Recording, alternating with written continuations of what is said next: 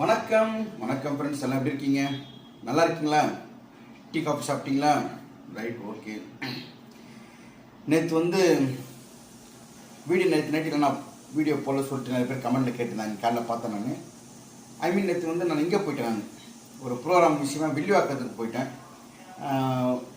என்னுடைய நண்பர் சிவாஜி அந்தோனி அவர்களுடைய ப்ரோக்ராம் நேற்று அங்கே போயிட்டு ப்ரோக்ராம் பண்ணுறப்போ சர்ப்ரைஸாக ஸ்ரீகாந்த் தேவா வந்தார்.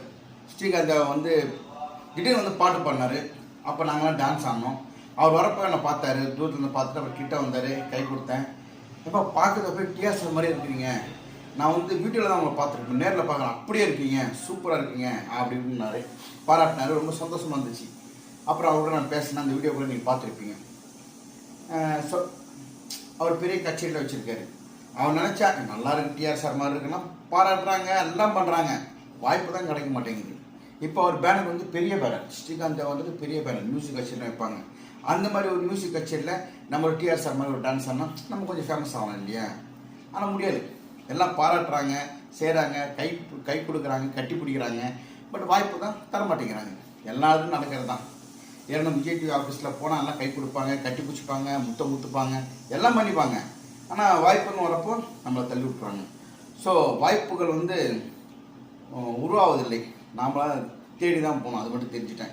திடீர் இப்போ மருமகள் ஒரு சீரியல் வந்துச்சு. சடனாக நம்ம கூப்பிட்டாங்க சன் டிவி ஆஃபீஸில். நம்ம விஜயன் சம்மா கூப்பிட்டாங்க, டிஆர் சாரை கூப்பிட்டுன்ட்டு.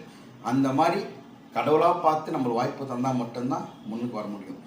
முட்டி மோதனா கூட வேலைக்காகவே ஆகுது. இன்னும் அது நடக்கணுமோ நடக்கும். தெரிஞ்சுக்கிறேன், நான் இந்த ஃபீல்டை பற்றி தெரிஞ்சுக்கிறேன், அவ்வளோதான். முன்னாடி நல்லா கை கொடுத்து பேசுவாங்க, பின்னாடி கண்டுக்க மாட்டாங்க. நிறைய பார்த்துட்டேன், நான் நிறைய பார்த்துட்டேன். எவ்வளோ பேரை ஹெல்ப் பண்ணிட்டேன், நிறைய பேரை ஹெல்ப் பண்ணியிருக்கேன். பட்டு உதவி பண்ணுறப்போ நம்மளுக்கு முன்னாடி பாராட்டிட்டு பின்னாடி பேசுகிற ஆளுங்க நிறைய பேர் இருக்காங்க.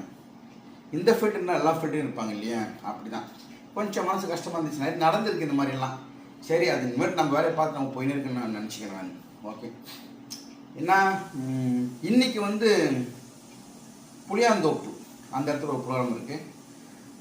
நேற்று ஃபோன் பண்ணி கூப்பிட்டாங்க, கண்டிப்பாக வந்துடுங்கன்ட்டு. ஓகே வர சொல்லிட்டாங்க. அங்கே பேமெண்ட் எவ்வளோ தராங்கன்னு தெரியல.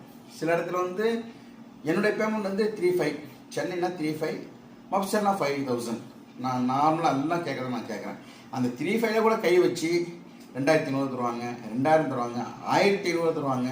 சில சமயம் 1,000 கொடுத்து கூட அனுப்பிச்சிடுவாங்க. அப்போ நம்ம மனசு கஷ்டமாக இருக்குது. என்னடா இவ்வளோ தூரம் போய் ரொம்ப தூரம் போய் மேக்கப் போட்டுன்னு ஸ்டேஜில் ஏறி ஒரு கூச்சம் இல்லாமல் மேலே இருக்க டான்ஸ் ஆடி மக்களை சந்தோஷப்படுத்துகிற எங்களுக்கு அந்த நிலைமை சில சமயம் கஷ்டமாக இருக்குது. சரி, வாழ்க்கை போகிற வரைக்கும் போட்டோம். இதுவும் கடந்து போகும். தேங்க்யூ.